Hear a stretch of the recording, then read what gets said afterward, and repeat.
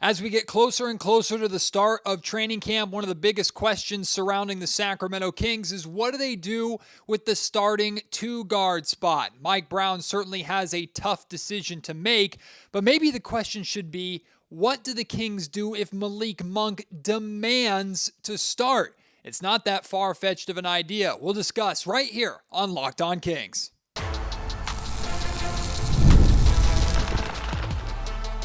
You are Locked On Kings, your daily Sacramento Kings podcast, part of the Locked On Podcast Network, your team every day. And now, ladies and gentlemen, it is that time for another episode of Locked On Kings.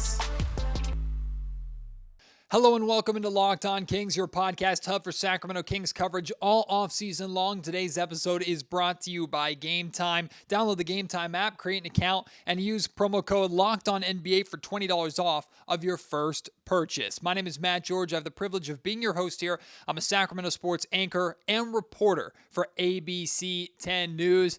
And the concept of Malik Monk demanding a starting spot is not far-fetched at all, and it is not something that I'm just coming up with off the top of my head, this hypothetical scenario out of nowhere to kill the time during the offseason.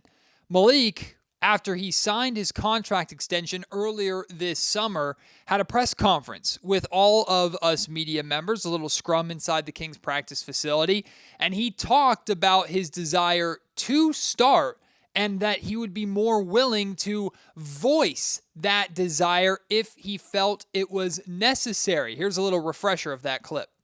Of course I want to start, but I'm coming here free-minded and do whatever the team needs me to do.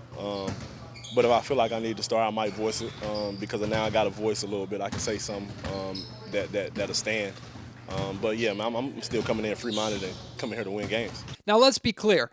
I don't believe Malik Monk at all to be a selfish person, to be someone who says, I need to start because I'm being paid like a starter, or I demand starting. Over the last 2 years, I was the sixth man for you. I didn't win the sixth man of the year award, even if I deserve to win it. I want to start because me. I do not believe Malik Monk is geared that way or motivated in that way. I believe Malik Monk cares first and foremost about winning, just like Mike Brown does. In fact, that's one of the major reasons why Malik and Mike clash as much as they do, because they both have in common this hunger, desire to win above anything else. And when they disagree with how to possibly get that done, there can be some heated moments, some tension. Now, both Malik and Mike will tell you how much they respect and appreciate each other. So there's no concern at all in my mind about Mike Brown not starting Malik Monk because of any because he's disgruntled or any disconnect between the two, just like I don't believe Malik Monk would want to start simply because I'm Malik Monk. Damn it, I deserve to start. I think there is the continued belief from Mike Brown and the coaching staff and maybe even the front office that the best version of Malik Monk for the Sacramento Kings continues to come off the bench. And Malik believes that he is not just a good enough player to start by NBA standards, but him starting would help ultimately, it would help get the Sacramento Kings to accomplish their goal of winning more games, being an overall better basketball team, and making a deep playoff run.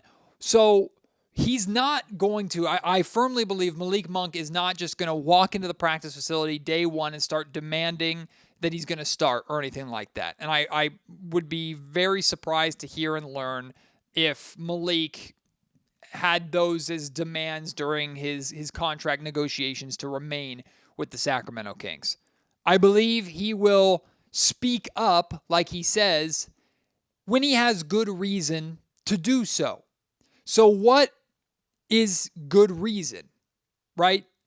Good reason to me is, to be very simple and vague, the Kings aren't winning, right? If the Sacramento Kings aren't winning games Malik Monk is likely going to step up if he believes that him starting is going to help the Sacramento Kings ultimately win more basketball games. I'm sure Malik will speak up. But that's such a broad and vague way to talk about it because there's a million different reasons why you may not be winning games, right? Let's say the Kings start the season either starting Keon Ellis or Kevin Huerter, which I think is more likely than starting Malik Monk at this point in time, right? Maybe some things happen in training camp or preseason and Malik feels confident enough to go, you know what, you should really start me game 1 against the Minnesota Timberwolves. Maybe that happens. But if I'm putting my money on it, my money is on Keon Ellis to be the starter opening night for the Sacramento Kings, with Kevin Huerter competing primarily with him in training camp for that spot. Again, it's not because those two players are better than Malik Monk. Quite the opposite. I think Malik is better than both those players. Malik Monk is a top 5 player on this Kings team. It's because of how the Kings view Malik's role off the bench, how irreplaceable he is off the bench, how important he is to that second unit. And I'm going to talk more when we get closer to training camp and in training camp. I believe, by the way, in case you haven't listened to the Locked On Kings podcast before or recently, I wholeheartedly believe that Malik Monk should start. I believe in putting your best foot forward, putting your best 5 out there, starting strong. Malik Monk does that. I absolutely believe Malik Monk needs to be a closer as well, part of the closing lineup. Some would say that being a closer is more important than being a starter, but most starters are closers too. So why not start with your best and end with your best? That's my feeling on the situation. But so let's say that the Kings start opening night with Keon Ellis or Kevin Huerter starting. It doesn't really matter in this scenario. If the offense isn't good or it's struggling, it's not getting off the ground as much as it should. Let's say with either Keon or Huerter, but especially Keon in this example. Maybe defensively the Sacramento Kings are a little bit better, but 3-point shooting wise, they're struggling. They're struggling with spacing, getting DeMar DeRozan more involved. De'Aaron Fox as the primary ball handler. It's just not working as well. The Kings aren't moving the basketball well enough. If the Kings offense is struggling out of the gate consistently, that's where I think Malik Monk has the biggest leg to stand on. That's where Malik Monk goes, I am one of your best offensive players, period. I give us more versatility. I give us more shooting. I need to be on the floor. I need to be starting. If that's the case, then I think Malik has a very, very good case that he would be presenting, or he would be in his right to start making those demands, or at least a very aggressive suggestion, if that is such a thing. If the Kings offense is playing well and they still aren't winning, then starting Malik Monk makes no sense there.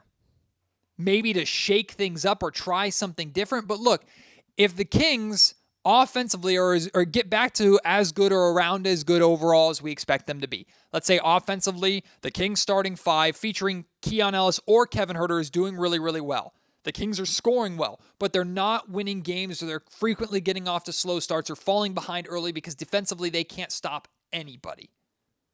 Putting Malik Monk into the starting lineup is not going to help with that at all, right? Like, no disrespect to Malik. He's an offensive player, not a defensive player. Hopefully he can give the Kings a little bit more defensively than he's ever given at any point in his career, and the Kings aren't just going to be expecting that out of him. They're asking that out of everybody on this team. So Malik wouldn't be singled out in that sense. But Malik doesn't have a leg to stand on if the Kings are struggling out of the gate defensively, but offensively they're playing fine and the starting unit is playing fine. He does not really have a leg to stand on to get himself into that starting lineup. Good reason would be preventing Malik Monk from getting the playing time he deserves too, right? Malik played 26 minutes a game last season. Regardless of if he's starting, the 6-man, whatever the case may be, Malik Monk needs to be playing more than 26 minutes a night. Like, that is one of the biggest criticisms I have of Mike Brown from last season. Malik Monk only playing 26 minutes a game is criminal. Criminal. Malik Monk needs to be playing minimum 30 minutes a game, in my opinion. I don't care about your rotations. I don't care about staggering.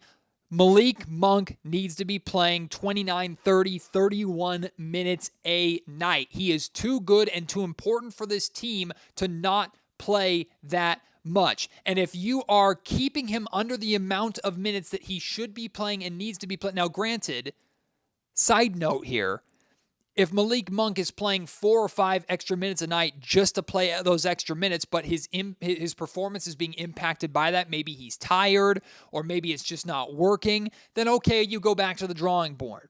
But the way Malik Monk has played over these last 2 years in Sacramento suggests he needs to be on the floor more, not less or not the same amount. Play him more is what I'm saying. And if Mike Brown can't find a way to consistently play Malik Monk more because of his rotations and how he staggers his lineups, then if I'm Malik Monk, you're damn right I'm going into Mike Brown's office and saying, if you won't play me more than 26 minutes a game because you need me off the bench, screw that. Start me so I can play 30 minutes a night. That, I believe, would be a very good reason for Malik Monk demanding to start. But if Malik Monk demands to start and he gets his wish, then some things have to happen, right? There's things in his control that need to happen and things out of his control that need to happen. But let's talk about the things he can control first. He needs to have a scoring impact, especially shooting the basketball, right? If he is starting with the other 4 starters who are solidified, he and Keegan Murray are going to be primary floor spacers, whether it's the corner 3 or the wing 3. Those guys need to be out there ready to catch and shoot. Now, I'm not saying that you take the ball out of Malik Monk's hands and don't let him run his defensive his offensive pick and roll 2-man game with Domantas Sabonis. In fact, he, as we have seen, kind of take some of that pressure off of De'Aaron Fox. DeMar DeRozan will also take some of that pressure off of De'Aaron Fox, right? But if Malik Monk is going to be out there as a starter, he needs to be able to space the floor and ready to knock down threes at a high clip consistently. The other thing is the defense can't plummet, right? Keon Ellis being out there is the best defensive lineup that the Sacramento Kings are going to put out there, in my opinion, right? But if that defense is better, but the offense isn't good enough, who cares? If Malik Monk plays and the offense is really, really good, but Sacramento can't stop anybody because Malik Monk is breaking down and getting targeted the same way kind of Kevin Huerter was targeted last season, and the Kings are consistently struggling to stop anybody, then yeah, Malik, you're not going to hold on to that starting spot because the Kings need to play some kind of defense. We know Mike Brown is not going to fly with the Kings just outscoring their opponents every single night like a Mike D'Antoni Rockets team. So if Malik does get his wish, if he demands to start and the Kings make him a starter, he needs to be ready to space the floor and knock down shots specifically. He needs to make a noticeable offensive impact, a clear, distinctive reason why, okay, that's why he's playing over Keon Ellis. That's why he's playing over Kevin Huerter. There needs to be that. And then defensively, the Kings, I expect them to be worse than if Keon Ellis was on the floor. And maybe De'Aaron Fox is having more asked of him defensively in that lineup. But it can't fall off a cliff defensively because Malik Monk is out there. Today's episode of the Locked On Kings podcast is brought to you by FanDuel, America's #1 sports book. I've talked about FanDuel a lot here over the years on the Locked On Podcast Network and the Locked On Kings podcast. They're a great friend and sponsor of the show. However, I have something a little bit different for you. This is across FanDuel. Whether you are a brand new user who is signing up today and playing for the first time, or you are a FanDuel veteran, if you go onto FanDuel right now and bet $5, now through September 22nd, $5 on anything, you will get a 3-week free trial of NFL Sunday Ticket with YouTube and YouTube TV. Then with the YouTube TV base plan, you're able to watch every single regular season game out of market on Sunday afternoons. All you need is a Google account and a current form of payment, and you can cancel at any time. It's an incredible offer, and you're not just paying $5 to get it. You can win that bet, you pocket that money that you've won, and you get that 3-week free trial on top of it. It's one of the many reasons why FanDuel is America's #1 sportsbook. Over the past few podcasts, the last 4 podcasts, I've looked at the top 30 players from each position. This is these are rankings that were put out by HoopsHype. And we've done point guards where De'Aaron Fox fell, DeMar DeRozan with small forwards, Domantas Sabonis with centers, Keegan Murray with power forwards. Now we're wrapping up with shooting guards. And because, of course, we're talking about Malik Monk this episode, it's only right to see, okay, where did Malik Monk fall in terms of the rankings of the top shooting guards in the NBA? Well, I'm happy to say that at least in the eyes of HoopsHype, that Malik Monk is a top 15 shooting guard in the NBA, ahead of names like Klay Thompson, Dante DiVincenzo, Buddy Hield, just to name a few. He's 14th on HoopsHype's shooting guard list. Now, in some of these episodes, and if you missed them, you can go back and listen, I've had problems with certain areas. I thought Domantas Sabonis, who was 5th, I had issues with him being 5th and guys that were ahead of him. De'Aaron Fox was, I think, 9th. De'Aaron Fox being 9th, I had a problem with that, right? Similar to Keegan Murray, who was 14th amongst power forwards, I don't have a massive problem with where Malik ended up. I just think it's closer than I think people would realize. Because when you look at a ranking system that's in numbers instead of tiers, it suggests that, okay, there are 13 other shooting guards in the league that are better than Malik Monk is.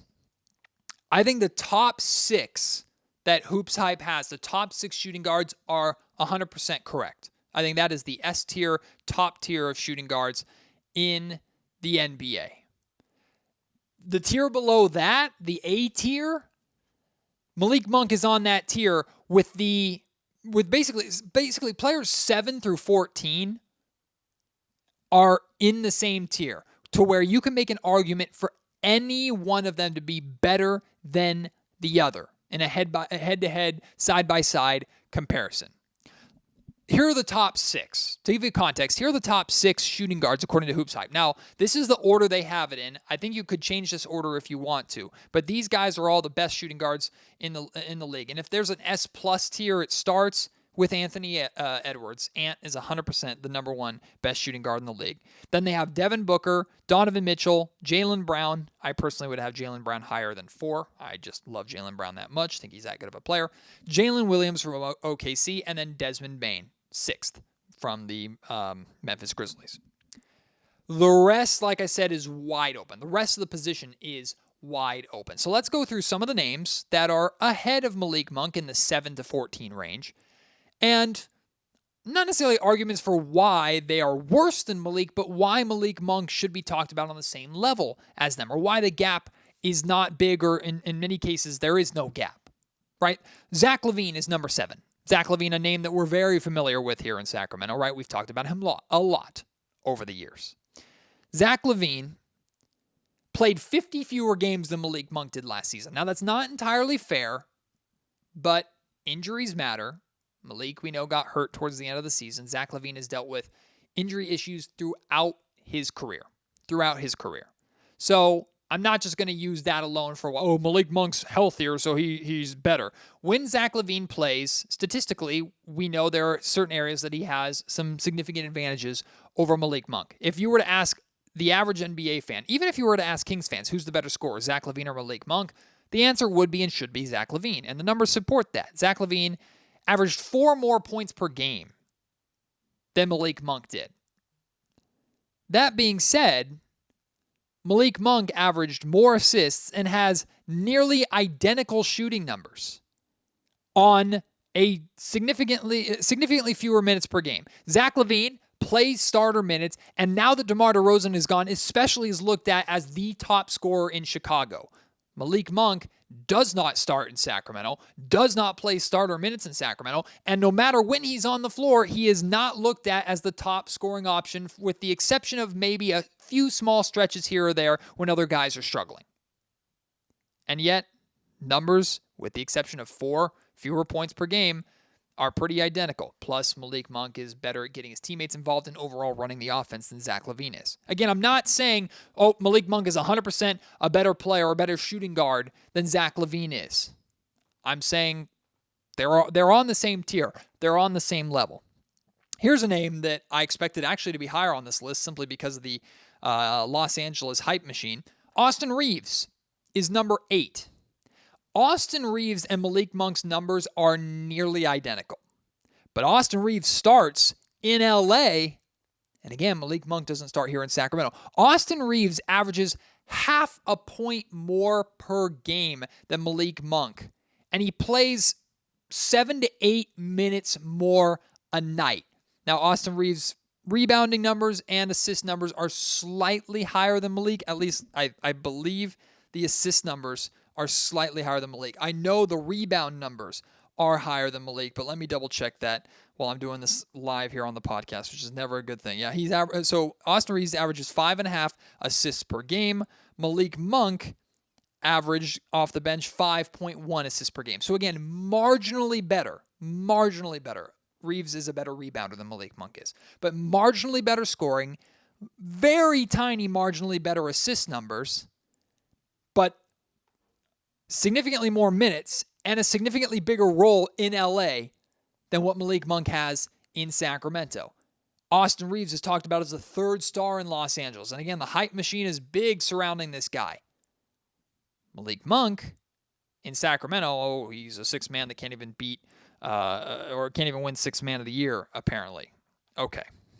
Jaylen Green is number 9 from the Houston Rockets. Exciting young player, young budding star there in Houston. Malik Monk plays 6 fewer minutes per game, averages 4 fewer points per game. So Jaylen Green, if you want to say he's a better scorer than Malik Monk, okay, I'll give you that. Again, he plays 6 more minutes than Malik Monk does a night. Malik has more assists, and he is an overall more efficient shooter than Jaylen Green is. Then 10 and 11 are Tyler Herro and CJ McCollum. Now, I personally would put both of them higher. And if you want to tell me Tyler Herro and CJ McCollum are both better shooting guards than Malik Monk is, I don't necessarily disagree with you based off of what they've done. Now, would I rather have either of them on the Sacramento Kings than Malik Monk? No, I wouldn't, because I don't believe either of them would be as important and as impactful to winning in Sacramento as Malik Monk is in his specific role with how the Sacramento Kings want to play. So I'm not saying I would swap either of the two of them for Malik, but based off of their careers and their success on their respective teams, if you want to tell me CJ McCollum and Tyler Herro are better shooting guards than Malik Monk is, I'll give you that. But again, same tier. The gap is not big. Malik Monk is right on the same level as them, and no one would be surprised on any given night if Malik Monk outperformed either or both of those guys, right? I would have them higher than 10 and 11. I would have both of them higher than Jaylen Green. I would have both of them higher than Zack LaVine. Austin Reeves probably right around that group as well. You have Bradley Beal at number 12. Now, Bradley Beal is simply this low on this list, in my opinion, because of his health issues. Right? When he plays, Bradley Beal's a star. His numbers are great. But the if he's going to play, that if is so massive that the Sacramento King, that HoopsHype has to take that into account and knock him down. Right? Bradley Beal statistically deserves to be ranked higher than Malik Monk does. Bradley Beal has had a far more successful career as a star compared to Malik Monk. But we don't know if Bradley Beal is going to play. Bradley Beal is not reliable. Can we be honest? Bradley Beal is not reliable. Malik Monk is reliable. So again, it would not surprise me at all to see Malik Monk pass Bradley Beal on this list or any future shooting guard list in the very near future. Finally, at 13, Devon Vassell. I really like Devon Vassell. I wanted the Sacramento Kings to draft him badly when he was in the draft. Good thing is the Kings did not do that. Well, they couldn't, because Vassell, I think, got taken before the Kings drafted, if I'm not mistaken. Either way, the Kings ended up with Tyrese Halliburton in that draft, if I'm not mistaken. So I like Devon Vassell a lot. He does have numbers advantages over Malik Monk, with the exception of assists. He's a better scorer, better rebounder, better defender, plays for a bad team, puts up good numbers on a bad team. Malik Monk is more impactful to winning. Now, I don't want to hold the San Antonio Spurs situation against Devon Vassell, because Malik is in it's crazy to say with the Sacramento Kings in their history, Malik is in a far more stable situation in Sacramento, although San Antonio, I think, is definitely on the up and up with Victor Wembanyama going into his second year. So I expect the Spurs to be better and Devon Vassell to be an important part of that. I would not have Devon Vassell higher than Malik Monk on this list. In fact, I think he's there specifically because of his numbers without the context of where those numbers are coming from.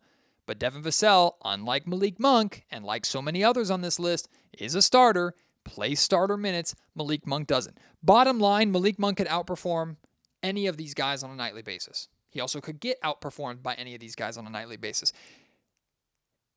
If Malik played starting caliber minutes, his numbers, I believe, would reflect that.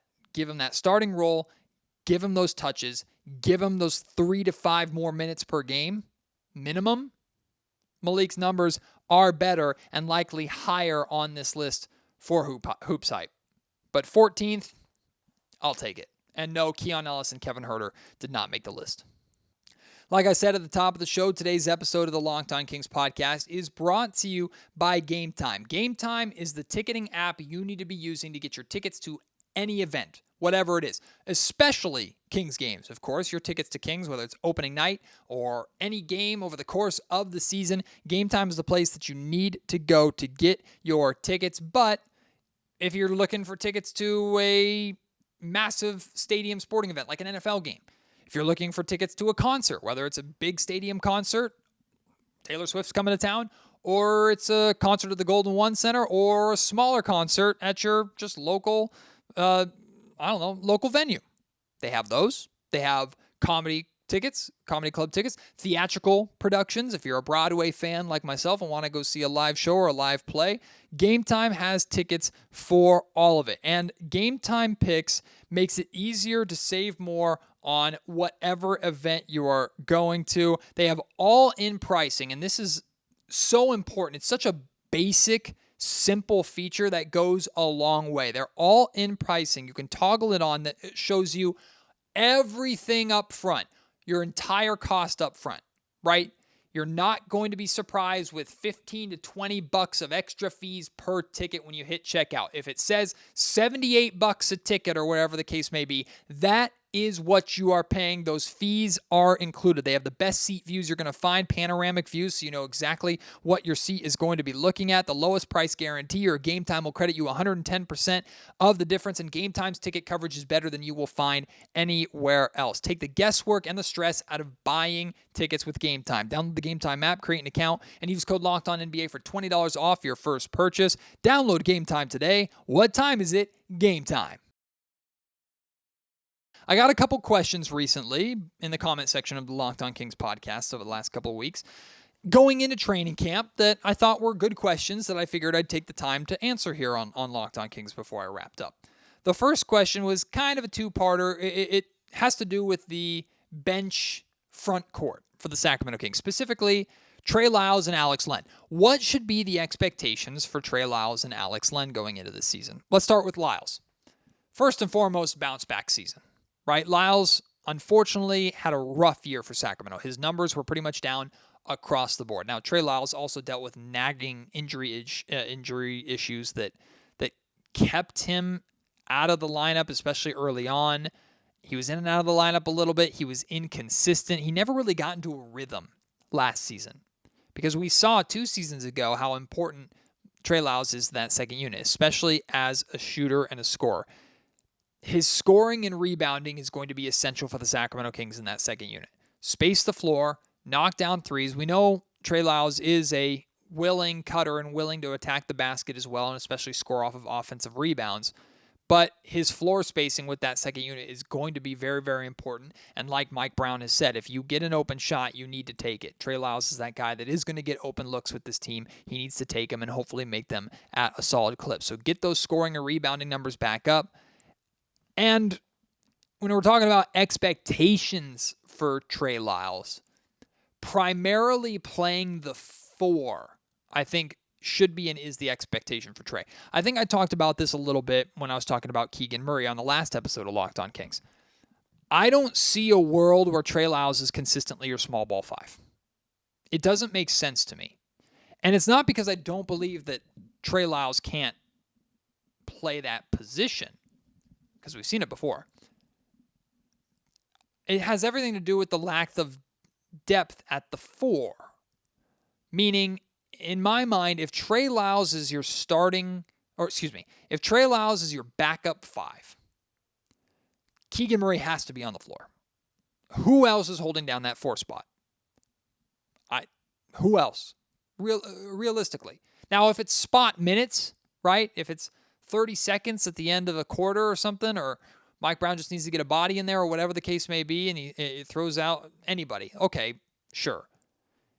But consistently, I would expect Trey Lyles to be the backup four for the Sacramento Kings, unless every time Trey Lyles is on the floor, Keegan Murray is out there with him. And maybe that'll be the case. But I also think Alex Len has shown he's an impactful enough player to where he consistently deserves to be a part of the rotation.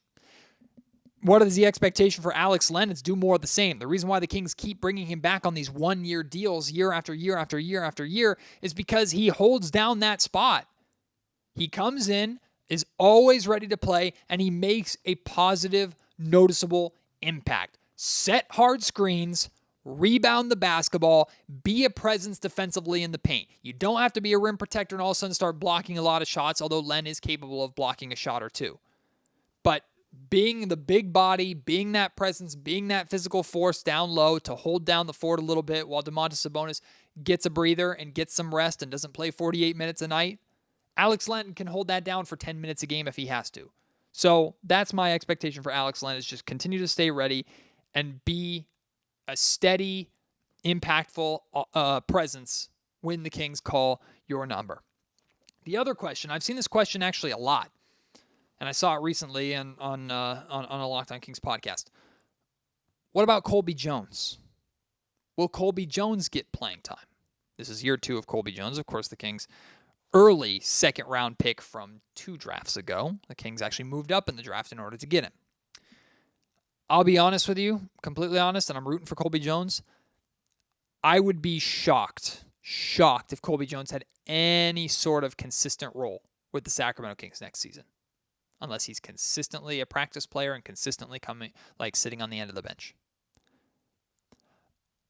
I was expecting much more from Colby Jones in the California Classic and in Summer League than what we got. He didn't look good. He looked fine, but he didn't look good. He didn't look like an NBA player amongst G Leaguers. Now, when he's played in the G League, he's looked like that, and he's put up good numbers in the G League, but the Summer League and Cali Classic was a good opportunity on a higher volume playing next to Keon Ellis. It was a good opportunity for him to get more shots and get more chances to be a top guy. And in a weird way, he was a veteran on that team as a second-year player. And he didn't perform that well. I was not impressed by really anything that he did. I thought he missed that opportunity. He has good size as a 6'5", 6'6" combo guard, good length. But he has primarily a guard skill set, a ball handler, a 1 or a 2, and there are too many guys on this roster that are ahead of him. Look, Fox, Malik, duh, of course. Jordan McLaughlin, absolutely ahead of him. Devin Carter, in my opinion, even before playing a single second of basketball in the NBA and being out half the season with his shoulder injury, Devin Carter, I think, comes in and is immediately ahead of them because we believe Devin has a clear, transferable skill set to the NBA that doesn't have to be taught. Devin Carter can come in and play impactful defense. His wingspan is great. He can rebound the basketball, hopefully stretch the floor a little bit. Maybe Colby Jones could do the same, but again, in the times that we got to see him this summer, he just didn't do it enough. So I'm not counting Colby Jones out. I'm not saying the experiment is over and the Kings should give up on him, but I don't expect Colby Jones to have any kind of significant role with the Sacramento Kings this season. All right, I want to hear your thoughts on Malik Monk. Should he start? Do you think he should demand to start? And how would you handle that if you were Mike Brown?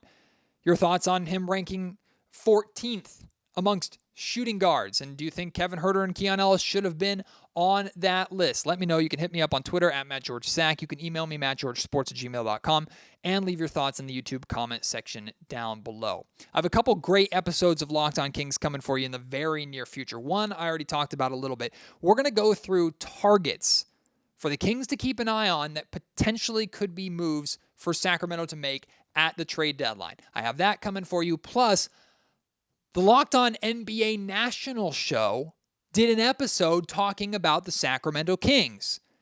They did not have me, the Kings expert, on.